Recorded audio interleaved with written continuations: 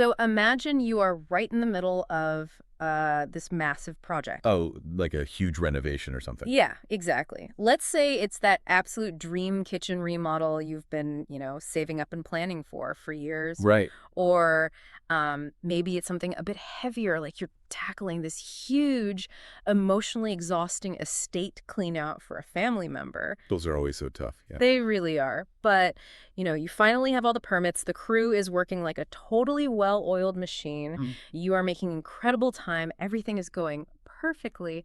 And then progress just suddenly halts. You just hit a wall. Exactly. And it doesn't stop because you ran out of lumber. Mm. And it doesn't start because a contractor didn't show up. It halts because there's literally simply nowhere left to put the trash. Yeah, it is the universal bottleneck of almost any physical project. Yeah. You hit this invisible wall where a pile of waste stops being just, a mild eyesore, and it transforms into this phenomenon that sources call aesthetic friction.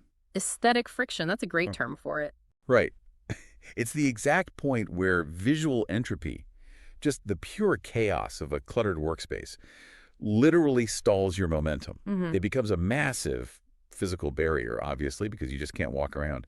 But it also becomes this really profound psychological barrier. Yeah, because you literally cannot take another step forward without, tripping over a piece of jagged drywall or some old rusted pipe.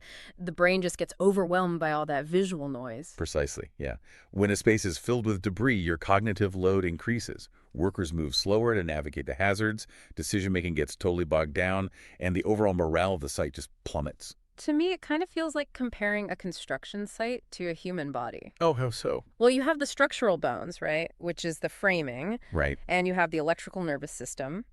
But waste management, that is the circulatory system. And if that circulatory system gets clogged with debris, the entire project essentially goes into cardiac arrest. You've got to keep the arteries clear. Wow, that's a highly accurate way to visualize it. When the circulatory system fails, the whole organism shuts down. Exactly. And to understand how to clear that aesthetic friction and, keep the blood pumping, so to speak, the mission for today's deep dive is to look closely at this stack of sources covering a company called Redline Dumpster Rental. Right, and they're headquartered out of Winder, Georgia, right? Right. Serving the Jefferson area. Yep, Winder, Georgia. And we're looking at them specifically because they operate fundamentally differently from like a traditional logistics or waste company. They are taking this really basic concept of trash hauling and shifting the entire mindset to what they actually call professional site stabilization. And the reason behind that shift is what really caught my attention when I was looking through this. Yeah, the background is fascinating. Right, because the founder of Redline isn't just someone who, bought a few trucks and decided to haul junk. They are a former emergency medical services professional. An EMS background, yeah. They have this deep EMS background. And they didn't just leave that career behind. They brought the entire philosophy of emergency medicine right into waste management. They really did. The company is built on this core triad of values: discipline, integrity, and urgency.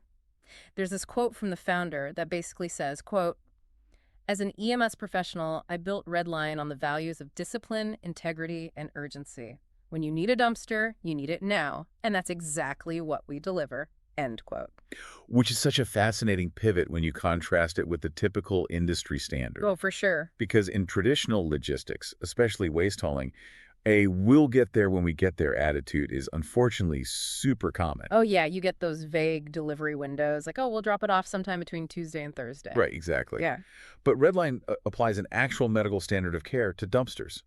In emergency services, a delay isn't an inconvenience, it is a systemic failure. Right. And they've ported that exact mindset over to site management. Okay, I do have to push back on this just a little bit, though. Okay, sure. Because, urgency makes perfect sense when we're talking about an ambulance screaming down the highway. But isn't using a word like urgency a bit dramatic for a dumpster? You think it's overkill? Yeah. At the end of the day, it's just a giant metal box for trash. No one's life is actually on the line here. Well, no, it's not a matter of biological life or death, certainly. But it is absolutely a matter of financial life or death for a project. Okay, explain that. So let's look at the underlying economics of a job site. Say you are a general contractor and you have a crew of 6 highly skilled tradespeople on site. Plumbers, electricians, carpenters. Right, they're not cheap. Exactly. They are making, let's say, $40 to $50 an hour each. What happens if your single dumpster is full and the company hauling it away is delayed by 3 hours in bringing the replacement? Well, they can't rip out any more of the old cabinets because there's nowhere to put the wood, so they stop working. They stop working, Yeah. but they absolutely do not stop getting paid. Oh, man. Yeah. A 3-hour delay in a simple, routine dumpster swap results in massive idle labor costs. It can cost a contractor hundreds, sometimes thousands of dollars in a single afternoon just paying a crew to stand around looking at a pile of trash. Just burning money. Exactly. Communication latency, those unreturned phone calls, those vague timeframes you mentioned earlier, is the silent killer of project momentum. Wow. That is exactly why Redline treats that delay as a failure. It's why they established a strict response within minutes standard during their operating hours. Which are Monday through Saturday, 7 a.m. to 5 p.m., right? Yes, Monday through Saturday, 7 to 5. And they even offer same-day delivery when their inventory allows for it. So that immediate triage, that rapid response, is actually a mechanism to protect the project's budget. It's not just about being fast for the sake of being fast. Right. They are treating the financial health and the operational momentum of your job site with the identical standard of care an EMT applies to a patient's physical health. You stop the bleeding immediately. And in this case, the bleeding is your budget. Ex- That makes the EMS connection completely click for me. Yeah. So if they are operating with this emergency room mindset, they naturally require project managers to apply what the industry calls logistical triage. Yes. Because when you have a site suffering from that aesthetic friction we talked about, you have to decide which treatment is actually going to cure the problem. Right. Because there isn't a one-size-fits-all cure. Yeah. It really comes down to what industry consultants call the pace of your project. You have to break down your timeline and, crucially, your labor allocation. Okay. The first major option is the roll-off dumpster rental. This is engineered for what we call iterative loading. Meaning like you are filling it up bit by bit over a period of days or weeks. Exactly. It provides 24/7 site containment. This is the strategic choice for an ongoing renovation or, let's go back to that estate clean-out scenario. Yeah, the emotional one. Right. When you are cleaning out a family home, you can't just shovel everything into a bin blindly. You might have to pause, open a box, evaluate the sentimental value of an item, and decide if you actually want to keep it or toss it. That requires time. A lot of time.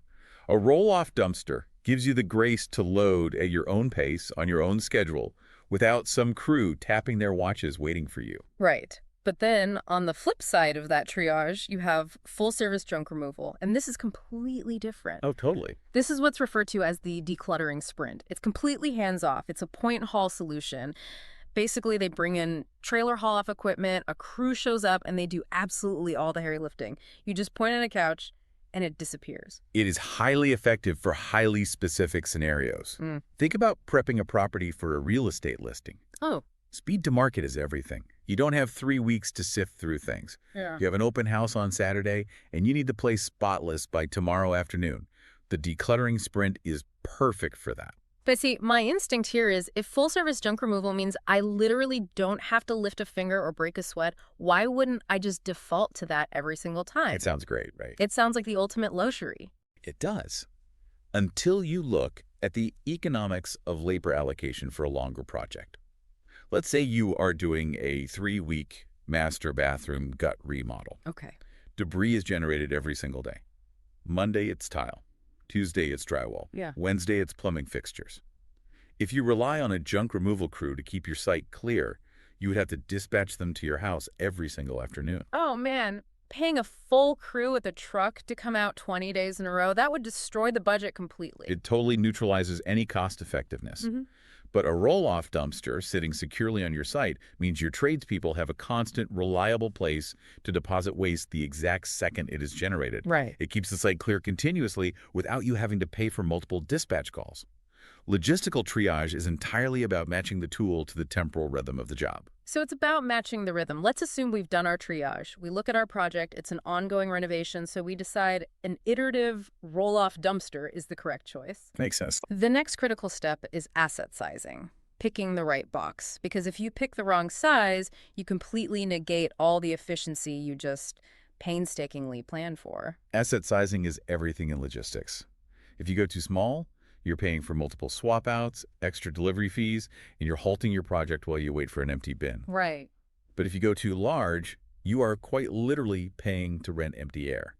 Plus, you introduce entirely new physical risks to the property itself. Let's get into the specifics of that because Redline's most popular offering is a very specific size. It's the 16-yard dumpster. This is deemed the Goldilocks solution for the North Georgia market. I want to understand the math on why 16 yards is a magic number. Yeah, it sits at the perfect intersection of internal capacity and external footprint. If you look at a smaller 10-yard bin, it simply lacks the industrial volume for anything beyond a very minor weekend garage cleanout. Like you put in a vanity and it's done. Exactly. Yeah. You might fit an old vanity and a few boxes, and it's full. But if you jump up to the massive 20 or 30-yard bins, the footprint is enormous. You can't easily fit a 30-yard bin into a tight commercial alleyway behind a restaurant or, onto a standard single-car suburban driveway without blocking the garage entirely. I noticed roofing tear-offs are highlighted as a prime example for why the 16-yard bin is the winner, and I wouldn't have naturally thought of roofing as a specialized dumpster scenario. Roofing is where the physics of waste management really come into play. Really? Oh, yeah. Asphalt roofing shingles are incredibly dense and heavy. If you take a massive 30-yard bin and fill it to the brim with multiple layers of wet asphalt shingles, the sheer weight of that load easily exceeds the safe transport limits for the truck trying to haul it away. Oh, wow. I didn't think about that. And more importantly, it absolutely exceeds the weight-bearing thresholds of a standard residential concrete driveway. The concrete will just crack under the pressure. Yeah. The 16-yard bin naturally prevents you from hitting that weight limit friction. It is perfectly sized for medium-scale kitchen remodels, tight spaces, and especially heavy, dense material loads like a roof tear-off. That structural risk brings us right to their driveway safe placement protocol. Which is huge. Yeah, when I was reading about this, it made me think about inviting a contractor into your home. Putting a massive, overweight steel dumpster directly onto a residential driveway without any protection is like letting a worker walk across your brand new, polished hardwood floors wearing muddy, lead-weighted combat boots. That's a brutal image, but it's accurate. You would never allow it. The driveway safe placement protocol is like greeting them at the front door and handing them a pair of soft slippers. I love that. And skipping those slippers is exactly how you end up with thousands of dollars in unintended property damage. Nice. It highlights a severe lack of discipline in the broader waste industry. Lower-tier haulers will often just drag a heavy steel roller directly across hot summer asphalt or aging concrete because, frankly, it's faster for them. That's terrible. They leave the homeowner with scarred driveways and cracked cement. Redline's EMS philosophy, that strict discipline and standard of care, extends to protecting the infrastructure of the property itself. Because the entire goal of a renovation is to improve your property value, not damage it in the process of cleaning up. Absolutely. Okay, so let's picture the theme. We've got our perfectly sized Goldilocks 16-yard dumpster. It arrived exactly on time because of that minutes-based communication standard. Yep. It's resting safely on the driveway in its little protective slippers. Ready to go. Now, how do we make sure this project stays within budget and complies with local environmental laws? Because nothing creates friction faster than a surprise bill at the end of the month. Very true. This is where the physical management of the site transitions into financial and environmental compliance. Redline operates on what they call a zero surcharge architecture. It is an absolute guarantee of transparent, no hidden fee pricing. I have to admit, zero surcharge architecture sounds a bit like marketing jargon cooked up in a boardroom somewhere. It is a bit formal, yeah. Yeah. It's just a very fancy way of saying we don't do hidden fees. But if we strip away the corporate speak, how does upfront pricing actually tie into the EMS philosophy? Specifically, the idea of integrity that the founder mentioned. It is actually the core of their integrity. Think about an emergency room again. You don't withhold vital information from the surgical team, and you don't surprise a patient with a hidden diagnosis. Fair point. In project management, eliminating financial friction is just as crucial as clearing out the physical drywall blocking the hallway. A surprise fuel surcharge or a hidden weight fee completely disrupts a project manager's accounting. Redlines maintains their integrity by locking in the price based on 5 distinct, transparent variables. Right. Those variables being, let me check the sources here, selection size, rental duration, debris categorization, weight allowance, and geographic proximity. Exactly. If you know those 5 variables up front, your budget is completely insulated from volatility. You know exactly what the operation will cost before the truck ever leaves the yard. That peace of mind is huge for a contractor. But I want to zero in on one of those variables, debris categorization. Uh, It's not just about figuring out what fits inside the box, it's about what is legally and scientifically allowed to be placed in the box. They refer to it as disposal with a conscience. yes, their focus on environmental stewardship is a significant differentiator. They prioritize sorting and recycling behind the scenes to minimize the environmental impact of the debris. And to ensure this happens safely, they rely on very strict guidelines. Basically, a green light list and a red light list. The green light list seems pretty straightforward. It's your standard household junk, old furniture, mattresses. It includes normal construction debris like wood, drywall, flooring, and siding. Plus, landscaping waste branches, leaves, stumps. Basically standard project debris. Correct. Those are stable materials. They don't pose a risk of chemical combustion, and they can be efficiently diverted toward recycling centers or responsibly placed in a landfill without causing, like, a massive chain reaction. But the red light list is where the strict rules apply.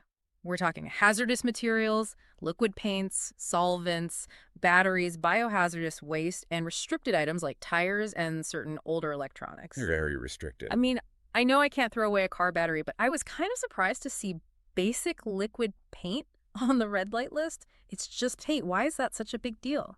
It is rooted in profound environmental science and transport safety. Let's look at liquid solvents and paints first. When you put liquid chemicals in a standard unlined municipal landfill, they don't just sit there, they leach. Oh, like they soak in. Exactly. The liquid seeps down through the compacted trash, through the soil, and can directly contaminate the North Georgia water table. Wow. Once groundwater is contaminated with solvents, it is incredibly difficult and astronomically expensive to remediate that soil. You are poisoning the well, quite literally. That makes total sense. Okay, what about batteries? People throw away AA batteries all the time, but they ban all batteries here. Batteries are a massive hazard, particularly lithium-ion batteries like the ones in power tools or laptops. Oh, yeah. Those things pack a punch. They do, and they contain heavy metals and corrosive acids. But the immediate threat is actually kinetic. Imagine a dumpster filled with tons of wood, heavy tile, and metal pipes. Okay. If a lithium-ion battery gets crushed under the weight of that shifting construction debris while the truck is bouncing down the highway at 60 miles an hour, the battery's internal separator can rupture. Uh-oh.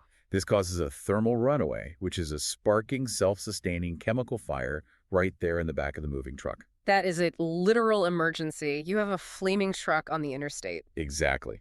It's incredibly dangerous for the driver and everyone on the road. And then you have tires, which present a fascinating, almost bizarre logistical nightmare. Yeah, why can't you bury a tire? It's just rubber, isn't it? It's just rubber, but think about the shape of a tire. It's basically a donut designed specifically to hold air. When you bury a tire in a standard landfill, the organic material around it, the food waste, the wood, the paper, eventually starts to decompose. That decomposition process naturally releases methane gas. Okay, I'm following you. The buried tire catches those rising methane bubbles underneath it like a rubber parachute. Over years, or even decades, that trapped gas creates enough upward buoyancy to push that heavy tire slowly up through tons of compacted dirt. Wait, really? Yes, it literally floats to the surface until it breaches the ground, rupturing the engineered clay cap of the landfill, which lets toxic gases escape into the atmosphere. I had absolutely no idea a tire could float through solid dirt. That is wild. It's crazy, right? It completely reframes the whole concept of renting a dumpster for me. We started this deep dive just talking about finding a metal box to throw trash into, but when you look at the mechanics of methane gas, the idle labor costs, the driveway protection treating waste management as a strategic partnership rather than a last-minute afterthought, it changes the entire trajectory of a project. It truly is the defining difference between a project that stalls out in a chaotic, expensive mess and a project that flows seamlessly from the first day of demolition to the final walkthrough. Whether you are a general contractor doing a massive commercial gut remodel or just a homeowner who is, finally getting around to clearing out that basement, Redline Dumpster Rental clearly has the systemic discipline to keep you moving forward. They absolutely do. They have taken the high-stakes precision of a medical emergency response and mapped it perfectly onto site stabilization. So if you are listening to this and you are in the Jefferson, Georgia area or anywhere within their 25-mile service radius, which is a huge footprint, by the way. Oh yeah, it covers a lot of ground. Yeah, it covers key hubs like Athens, Gainesville, Beaufort, Winder, Monroe, Braselton, Lawrenceville, Commerce, Flowery Branch, and Loganville. If you're in that area, you need to get this sorted before your next project hits that wall of aesthetic friction. For sure. Having a disciplined logistical partner securely in place before the first piece of drywall comes down is the ultimate project hack. Definitely. You can contact Redline Dumpster Rental directly by calling 706-870-8996. Let me just repeat that. It's 706-870-8996. And they have a great website, too. Yeah. You can easily book your perfectly sized bin and get a transparent quote online by visiting redline-dumpster.com/dumpster rental or just reach out at redline-dumpster.com/contact. Super easy. And if you're local, their headquarters is located at 123 Main Street, Winder, Georgia, 30680. You can also check out their reviews and see their service area via their Google business profile, which you can find at share.google, BHIRJ8Q8Q03J. They make it incredibly easy to experience that response in minutes standard. It is a level of accessibility that truly validates their promise of urgency. It really does. So we'll leave you with this final thought to chew on as you plan your next big project. If applying emergency medical protocols, things like strict logistical triage, uncompromising standards of care, and life or death urgency, to something as seemingly mundane as a local dumpster rental business can completely revolutionize its efficiency and eliminate friction, what other everyday bottlenecks in your own life or your own business could be permanently solved by treating them with that exact same standard of discipline? That is a great question. Something to think about. Until next time, keep exploring.